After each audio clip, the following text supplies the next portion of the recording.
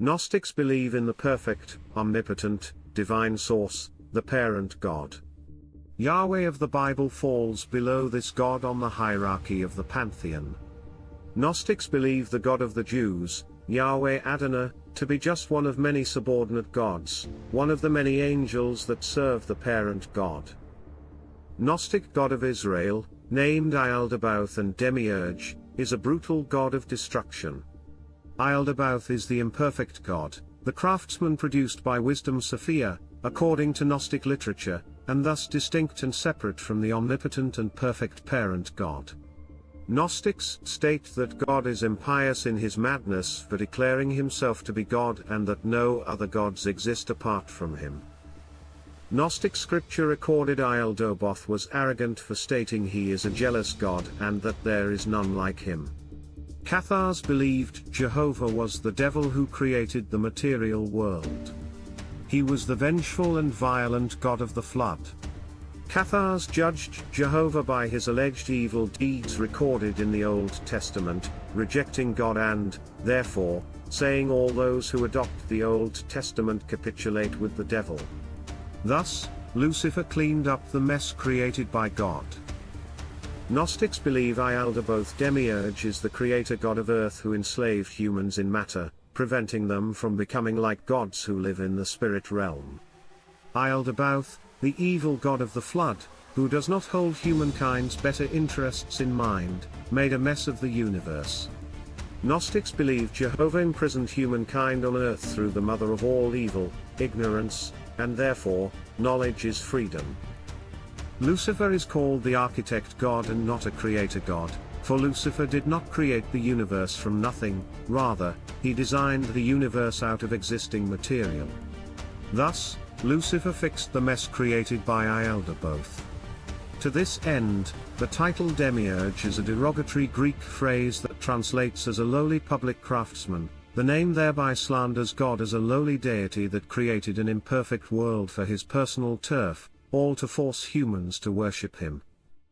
According to Gnostic theology, when Eve and then Adam ate of the tree of knowledge of good and evil, they ate the beautiful fruit of gnosis, or knowledge. According to Pike, Adonai was an evil demon, forbidding Adam to eat of the fruit of knowledge, but Adam obeyed an angel of light, Lucifer, and ate from the good side of the tree. Saint Irenaeus professed in Gnostic literature that Wisdom-Sophia, mother of Ialdaboth, cunningly led Eve away from Ialdaboth via the snake, whence both Adam and Eve then became acquainted, all-knowing, gnosis, with the power superior to all and then rebelled away from Ialdaboth. Hancock and Baval note the Nag Hammadi texts depict the serpent as a hero and a benefactor to humankind, for after Adam and Eve ate from the tree of knowledge, they awakened to their luminous nature. Adam and Eve then became like gods, knowing both good and evil and the seven spurious sciences. Gnostics refer to themselves in myth to be the posterity of Seth, the offspring of light, the perfect race, the immovable race, and those ones. Gnostics believe Seth was the father of the living and the immovable race, also known as the posterity of the eternal Seth, a race of Nephilim. Sethianism, or Sethian Gnosticism, claims to be a spiritual race of humanity descended from the Seth created by the angel Autogenes in the likeness of the angel Adamus. This was the infamous Emeka Seth and not the biblical Seth. Gnostics believe the Old Testament genealogies recording Adam through Noah were contrived to emulate the alleged true royal bloodlines descending from Emeka Seth and other Nephilim. This obscure snake motif is similar to Hermes' staff that was entwined by two snakes and depicted with winged sandals, the curious caduceus known as the magic staff.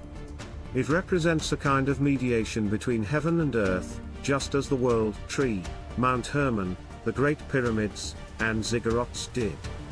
Mercury, Thoth Hermes Enoch, the provider of knowledge to humankind, is often depicted in mysticism with a snake coiled around his staff.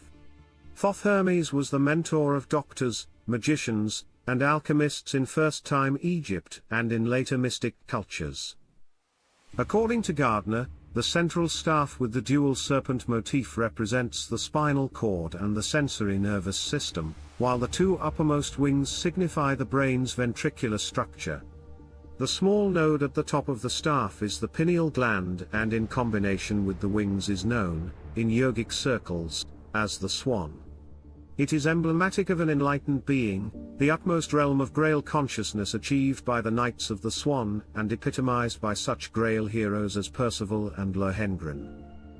In Hermetic Egyptian mystery schools, the process of enlightenment was expressed in the 33 degrees rising through the 33 combined vertebrae of the spine, sacrum, and coccyx, until finally reaching the pituitary gland that invoked the pineal body, expressed by the pineal gland at the top of the staff spinal cord, which is also why Freemasonry adopted 33 degrees.